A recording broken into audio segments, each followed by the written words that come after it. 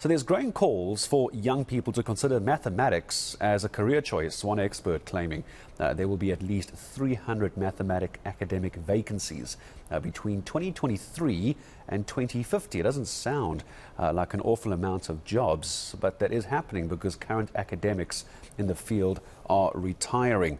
Well, let's bring into the conversation when we talk about maths exactly why this is so very, very important. I'm joined by Professor Sibusiso Moyo, making time for me this morning. Prof, good morning to you, and I'm afraid I'm one of those people. I got a BA degree because I can't count past 10. It's why I became a journalist, so this interview terrifies me. Morning. So why the shortage of academic mathematicians? Thank you so much, and for this morning, and also sorry to hear about the explosion in Joburg. So I think if you look at the article, it was looking at mainly, what sort of capacity we have at the moment, and then trying to project what might happen in the next few years up to 2050. And the key part there is that there is a shortage of people within mathematics in terms of, the capacity of teaching staff in the universities. And even though we have seen improvement over the last few years, we know that in terms of people choosing maths as a subject choice and also choosing to stay within the academy is a bit of a challenge. So what the article was actually referring to by Professor Loiso was that if we look at the people who are going to retire in the next few years, and if we don't do anything about it, there will be about 300 vacancies that would need to be filled. And the key part there is, really asking the questions about what can we do now to address that challenge that may, that may happen in the next 25 years.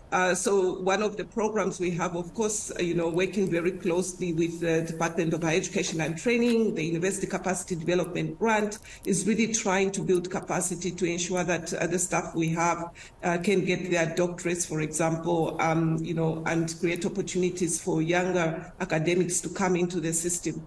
Yeah, let's talk about that system as well, Prof, because I'm sure you would agree that it's all good and well to want to have more mathematicians going into careers in academia for mathematics. I suppose where I'm going with this is our low pass rate of mathematics in the country by the time pupils are getting to matric. Many aren't even taking maths to matric. They're taking maths literacy, and even those who are taking maths, they're not getting high enough marks to get into a mathematics type of degree as well. Our quality of maths students is extremely low, isn't it? Yeah, so on the average, I mean, when you compare to other countries, but of course there are initiatives, a number of initiatives in place where we try to help students to improve their performance in maths, but it is still a challenge. Obviously, it's related to having enough teachers who can teach the subject, and also encouraging pupils to take up the learners to take up mathematics. It's not an easy subject, of course, if you don't have enough help. So the key thing is to make sure we have enough capacity there. And I think the other thing is around when students choose what subjects to take. Of course, students want to take subjects where they are sure, for example, that they'll get a job after they do their degree.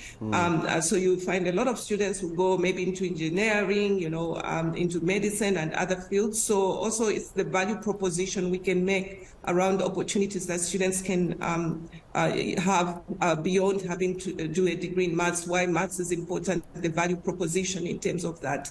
Prof, let me just ask you this very briefly. As I say goodbye to you, Prof, please forgive me for interrupting. I just want to get a sense, what does the Education Department need to do here? Very, very quickly. What would you be telling them if they asked for your advice? How do we get more pupils to go through with maths all the way to matric and get the marks that you need to be able to do this? What do you tell the Education Department very quickly?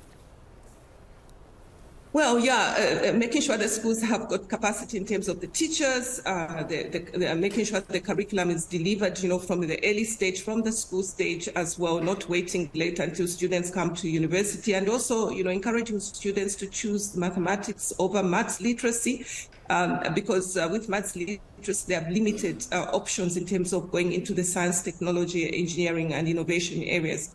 So I think that, just really making sure we have the teaching capacity in the schools, the curriculum, and also the value proposition around alternatives. When you do maths, what fields can I go to? Making that value proposition very clear in terms of, there's data science. There are new fields which are coming up because of technological changes, artificial intelligence, there are many applications which you can do with a maths degree as well, many areas that you can go into.